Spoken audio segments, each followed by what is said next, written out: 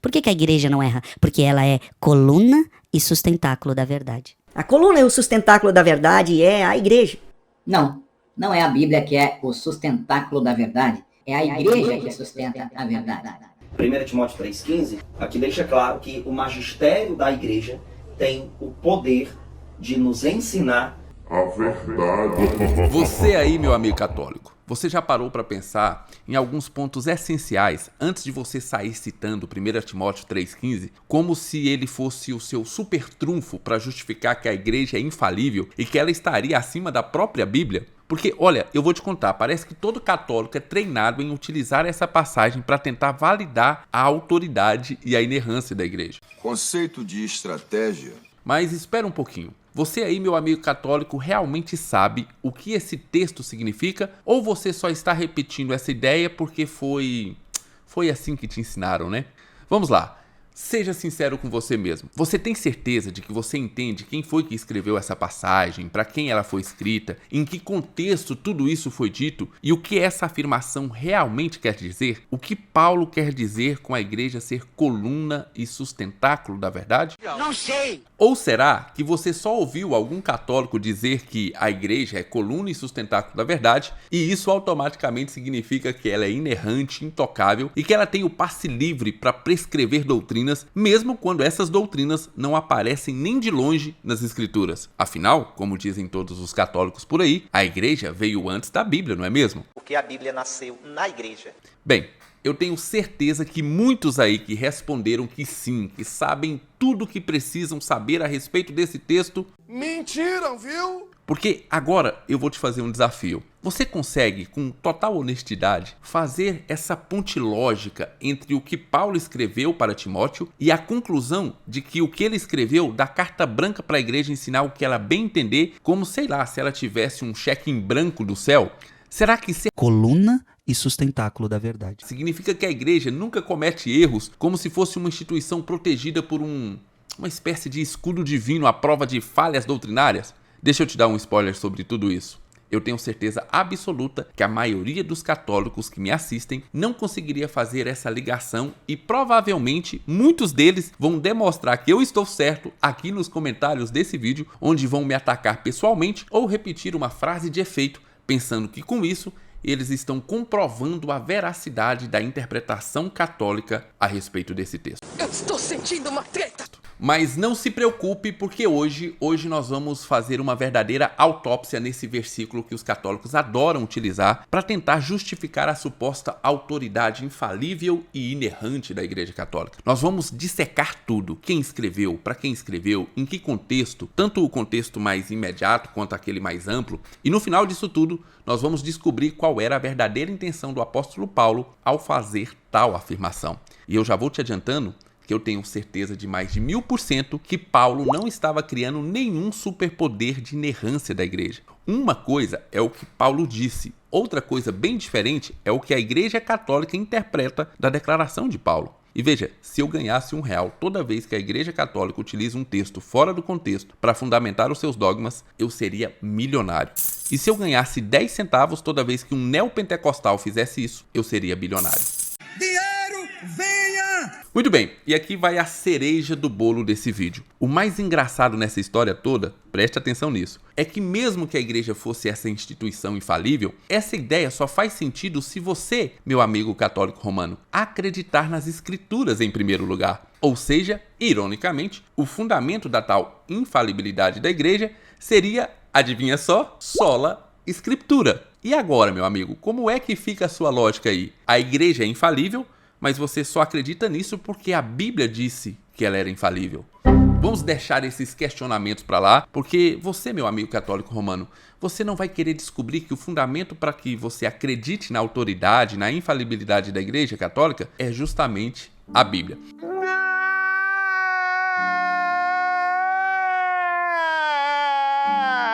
Isso poderia abalar a sua fé. Então, deixa isso de lado por enquanto e vamos pro vídeo. Todavia, se eu tardar, quero que saibas como deves portar-te na casa de Deus, que é a igreja de Deus vivo, coluna e sustentáculo da verdade. Por que a igreja não erra? Porque ela é coluna e sustentáculo da verdade. Então, quando a igreja fala alguma coisa de fé, quando a igreja fala alguma coisa de moral, não, ela não erra. Porque ela é coluna e sustentáculo da verdade. Mas agora você pode estar se perguntando: tá, Rafael, mas por que raios eu preciso saber quem escreveu, para quem foi escrito, onde estava Timóteo e todos esses detalhes históricos? Você que é crente, você não tem o direito de ser jumento. E eu vou te dizer o porquê, meu amiguinho da geração Z, que gosta de tudo resumido e superficial. Porque contexto é tudo. Se você não entende o cenário, a intenção do autor e as circunstâncias em que ele estava escrevendo, você corre o risco de sair por aí usando os versículos como se fossem frases soltas de biscoito da sorte. E é exatamente assim que se chega a conclusões equivocadas, como a igreja é infalível porque Paulo disse que ela é coluna E sustentáculo da verdade. Então, bora desmascarar essas interpretações furadas com um pouco de história e teologia de verdade. Primeiro, quem é o autor? Adivinha só, não é nenhum papa, nem um concílio. Foi o bom e velho apóstolo Paulo que escreveu essa afirmação. E para quem ele estava escrevendo?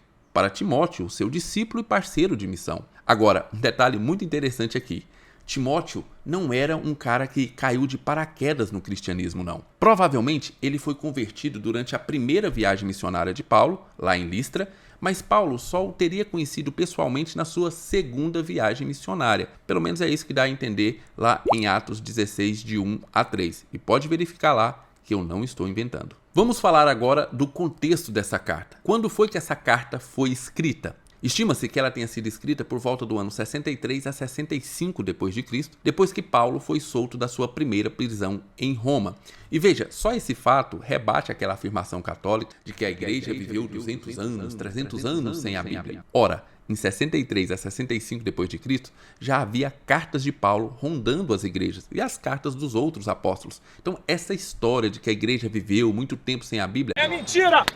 As cartas dos apóstolos já percorriam as igrejas muito antes da igreja fechar o cano e falar: não, este daqui é o cano bíblico. Bem, onde estava Timóteo quando ele recebeu essa carta? Timóteo estava em Éfeso, liderando a igreja local, conforme é dito lá em 1 Timóteo 1 a 3.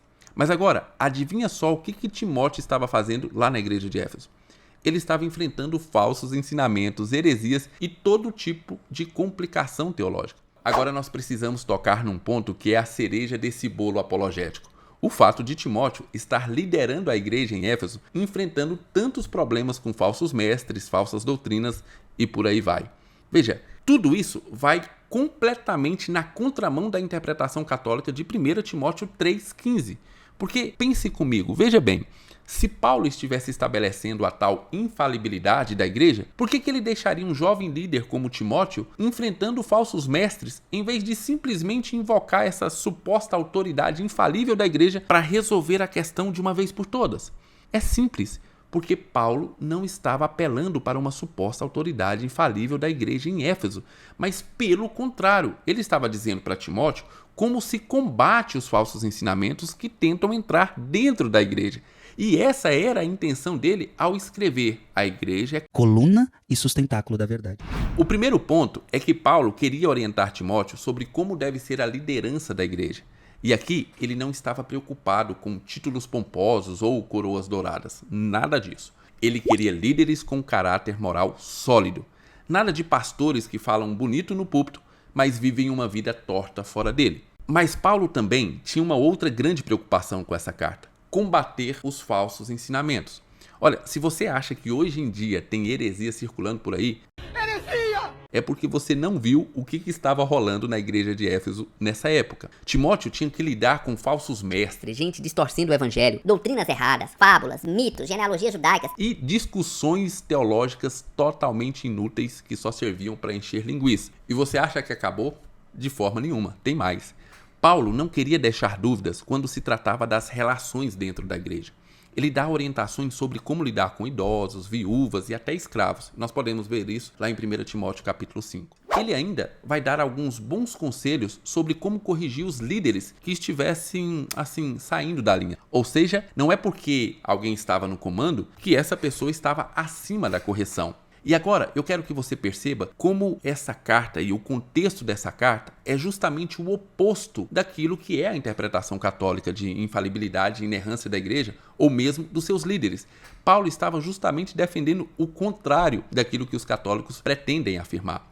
Então, recapitulando um pouquinho, Paulo não estava escrevendo um manual de como a igreja era infalível ou um tratado teológico sobre os poderes sobrenaturais da igreja, mas sim dando um verdadeiro guia prático de como liderar, ensinar e viver como cristão. Agora nós vamos ver o contexto imediato dessa famosa afirmação de Paulo, que a igreja é coluna e sustentáculo da verdade. Porque, veja bem, você não pode simplesmente pegar um versículo isolado e transformá-lo em um passe livre para criar doutrinas. E isso você já deveria saber. Nós precisamos entender onde e por que Paulo disse o que ele disse, que a igreja é coluna e sustentáculo da verdade. Então, o que realmente Paulo estava tratando ali no capítulo 3, que foi onde ele colocou essa afirmação? Bem, será que ele estava entregando uma bula papal para justificar a infalibilidade da igreja? Por que a igreja não erra? É claro que não. Ele estava falando sobre os requisitos para os bispos e diáconos. Sim, antes de chegar nesse versículo tão declamado por católicos, Paulo passa um bom tempo explicando quais devem ser as qualificações dos líderes da igreja.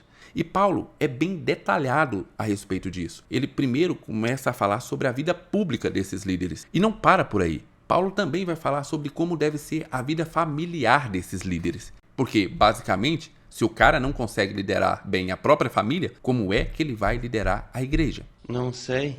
Além disso, Paulo ainda vai tecer alguns comentários sobre como deve ser a liderança dessa igreja.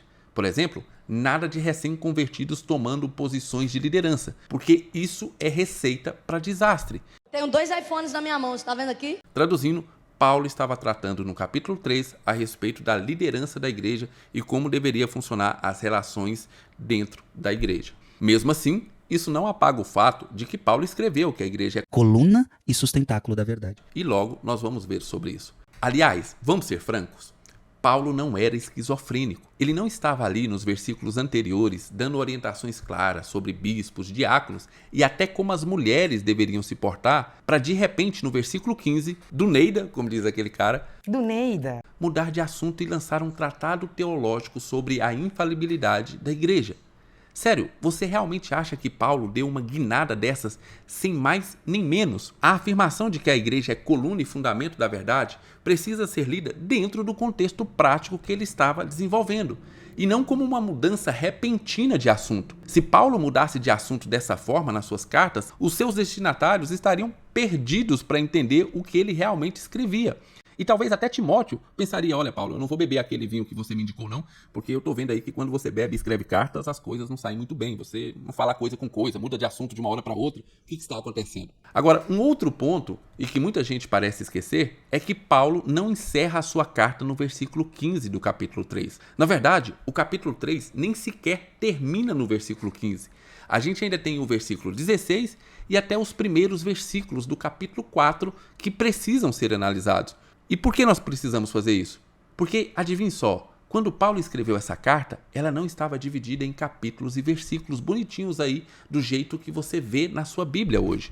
Essas divisões só apareceram séculos depois. Então, se você quer entender o que Paulo realmente quis dizer, você tem que ler o contexto inteiro como um todo, e não cortar em pedaços como quem corta pizza, escolhendo só aquela parte que interessa.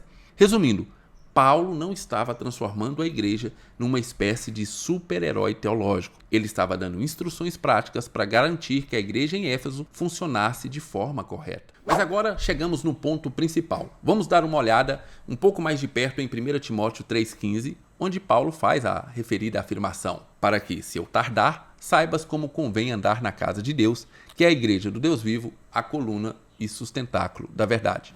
Em primeiro lugar, o contexto imediato da passagem deixa claro que Paulo está instruindo Timóteo sobre como a igreja deve ser conduzida de maneira correta e piedosa. Esse é o contexto. Repito para você, Paulo aqui nesse texto não estava distribuindo cheques em brancos doutrinários. Ele não estava fazendo isso. O que Paulo realmente está afirmando aqui é que a igreja tem um papel de sustentar e proclamar a verdade que já foi revelada. Ou seja, a igreja não define o que é verdade, Isso já está definido. Muito obrigado. Não precisa de mais alguém para definir. O que a igreja deve fazer é dar suporte, exibir e defender essa verdade. Assim como uma coluna na engenharia sustenta um edifício. A igreja é chamada para ser coluna e não o arquiteto da verdade. Ela não pode sair inventando novas verdades. E aqui eu vou ter que chamar o John Stott, um teólogo de peso, para me ajudar a explicar que a verdade mencionada nesse versículo é o Evangelho de Jesus Cristo. Segundo John Stott, Paulo não está conferindo à igreja uma autoridade doutrinária para inventar ou proclamar novos dogmas e doutrinas, mas sim destacando a responsabilidade da igreja de preservar e proclamar fielmente a verdade já revelada por Deus. Ou seja, coluna e sustentáculo é uma metáfora para a proclamação fiel daquilo que Deus já revelou, e não uma licença para criar doutrinas como se estivesse acrescentando verdades que ainda não foram descobertas ou que não foram expressamente declaradas por Jesus e pelos seus apóstolos. Traduzindo tudo isso para você que ainda não pegou realmente o que Paulo quis dizer então com essa expressão, eu vou te responder. Paulo não está falando que a igreja é uma superautoridade infalível que nunca erra. Pelo contrário, ele está falando sobre a responsabilidade que a igreja tem de sustentar e defender a verdade que já existe. A igreja é guardiã, não inventora da verdade. Muito bem, pessoal. Agora que nós já vimos que Paulo, lá em 1 Timóteo 3,15, fala sobre a responsabilidade da igreja de sustentar e defender a verdade, nós vamos então para o próximo ponto. Qual que é essa verdade que a igreja deve sustentar e defender? E olha só, para responder isso, nós vamos consultar Paulo de novo. Coincidência? Acho que não! Para responder isso, vamos direto para Efésios 1:13, onde Paulo vai dizer o seguinte: em quem também vós estáis, depois de quê? Depois que ouvistes a palavra da verdade, o evangelho da vossa salvação, e tendo nele também crido, fostes selados com o Espírito Santo da promessa. Você percebeu? Paulo deixa claro que a verdade é o evangelho. E ele utiliza aí nesse versículo o termo palavra da verdade. Ele não está falando de uma instituição, não está falando da igreja, nem de qualquer encíclica, concílio ou dogma que, sei lá, inventaram séculos depois. Por que a igreja não erra? O evangelho é o ponto central, e não decretos e coisas que a igreja começou a acrescentar. Agora, talvez você ainda pode estar se perguntando. Ok, Rafael, eu entendi que a verdade é o evangelho, mas onde é que nós conseguimos saber mais sobre detalhes, definições e direções dessa verdade que é o evangelho e que a igreja deve sustentar e defender? E esta é uma ótima pergunta, porque adivinha só, Paulo também já vai te responder a respeito disso. Porque agora eu quero que você faça um exercício de imaginação comigo. Talvez Timóteo tenha tido essa mesma dúvida. E talvez Timóteo tenha perguntado para Paulo essa mesma coisa. Tá, Paulo, você disse que a igreja é a coluna e o sustentáculo da verdade. Beleza, mas onde eu encontro mais detalhes sobre essa verdade que a gente precisa sustentar e defender? E é aí que Paulo, como um bom mestre, responde na segunda carta para Timóteo. Ele diz o seguinte: toda a escritura é divinamente inspirada e proveitosa para ensinar, para repreender, para corrigir, para instruir em justiça, para que o homem de Deus seja perfeito e perfeitamente preparado para toda boa obra. Conseguiu entender agora? A autoridade final não está numa instituição eclesiástica, mas sim nas escrituras e no evangelho de Jesus Cristo como fundamento da nossa fé. O que a igreja sustenta e defende é a verdade já proclamada por Cristo e pelos seus apóstolos. Agora, pense um pouquinho comigo, meu amigo católico. Vamos usar um pouquinho de lógica aí nessa cabecinha. Se a igreja é coluna e sustentáculo da verdade, então, por definição, ela não pode ser a própria verdade. Ela sustenta e defende algo que está acima dela, ou seja, uma verdade que já foi estabelecida. E qual que é essa verdade? É o evangelho de Jesus Cristo. A igreja não tem o direito de acrescentar ou subtrair qualquer coisa dessa verdade. Se ela faz isso, ela deixa de ser coluna e sustentáculo da verdade e passa a ser só mais uma instituição humana cheia de regras humanas. E preste atenção, a figura de linguagem que Paulo utiliza aqui, coluna e sustentáculo da verdade, já mostra que a igreja está sujeita à verdade e não acima dela como uma autoridade que define o que é verdade ou não. Portanto, no fim das contas, a igreja está sujeita à palavra de Deus. E essa palavra é o evangelho que já foi revelado. A igreja não tem prerrogativa de adicionar ou alterar o que Deus já nos deu. E agora, só para ninguém dizer que eu estou tirando o versículo de 1 Timóteo 3,15 lá fora do contexto, nós vamos dar uma olhada no que vem logo depois no versículo 16, ou seja, logo depois que Paulo afirmou que a igreja é coluna e sustentáculo da verdade. O que ele diz? Diz o seguinte: não há dúvida de que é grande o mistério da piedade. Deus foi manifestado em corpo, justificado no espírito, visto pelos anjos, pregado entre as nações, crido no mundo, recebido na glória. Tá vendo aí? Deu para perceber? Paulo aqui está dando um resumão da verdade que a igreja deve sustentar e proclamar. Ele não faz uma pausa dramática no meio do discurso dele para declarar que a igreja é infalível e inerrante, como se ele estivesse, assinando um decreto papal. Paulo não era esquizofrênico, pelo amor de Deus. Ele não sai de um papo sobre bispos e diáconos, pula para a infalibilidade da igreja e depois, do nada, volta a falar sobre o evangelho. Isso não faria nenhum sentido. E como se não bastasse, Paulo vai continuar nos primeiros versículos do capítulo 4, deixando claro o que acontece quando a igreja não sustenta e não defende essa verdade que ele colocou no versículo 16. Ele escreve o seguinte: o Espírito diz claramente que nos últimos tempos alguns abandonarão a fé e seguirão espíritos enganadores e doutrinas de demônios. Tais ensinamentos vêm de homens hipócritas e mentirosos que têm a consciência cauterizada e proíbem o casamento e o consumo de alimentos que Deus criou para serem recebidos com ações de graças pelos que creem e conhecem a verdade. Agora veja bem, eu nem vou entrar na polêmica sobre homens que proíbem o casamento, como Paulo disse aí em 1 Timóteo capítulo 4, porque você sabe de quem que ele está falando, né? Mas o ponto não é esse. O ponto é, Paulo não está estabelecendo a infalibilidade da igreja aqui em 1 Timóteo 3,15. Na verdade, ele está alertando Timóteo que se a igreja não sustentar e defender a verdade, o que vai acontecer é que falsos mestres vão se infiltrar, trazendo novas doutrinas que farão muitos abandonarem a fé. Se Paulo estivesse mesmo defendendo que a igreja era infalível, ele poderia ter dito outra coisa para Timóteo. Ele poderia ter dito algo como: relaxa, Timóteo, falsos ensinos vão tentar entrar na igreja, mas fique tranquilo, a igreja é inerrante, a igreja é a coluna e o sustentáculo da verdade. Então, nada disso vai colar. Ou ainda, Paulo poderia citar outro versículo que os católicos adoram citar fora de contexto. Timóteo, fique tranquilo, as portas do inferno não prevalecerão contra a igreja. Mas adivinha só, não foi isso que Paulo disse. E para fechar esse ponto, nós vamos ouvir um grande teólogo contemporâneo, o John MacArthur, que enfatiza que a igreja é chamada para ser guardiã da verdade, mas essa verdade se encontra exclusivamente nas Escrituras. Ele vai lembrar que Paulo disse que a igreja é coluna e sustentáculo da verdade. Paulo não disse que a igreja é criadora da verdade. John MacArthur argumenta que sempre que a igreja, ao longo da história, reivindicou uma autoridade doutrinária que ia além das Escrituras, o resultado foi distorções e exatamente o que Paulo estava tentando evitar quando ele escreveu essa carta para Timóteo. Então, para resumir tudo aqui, Paulo não estava dando à igreja um passe livre para definir doutrinas como bem ela entendesse, mas sim advertindo que se ela não se mantivesse firme na verdade do Evangelho de Cristo, heresias e falsos ensinos entrariam como enxurrada e derrubariam muitos da fé. A igreja é coluna, sustentáculo e guardiã, mas nunca, jamais, criadora da verdade.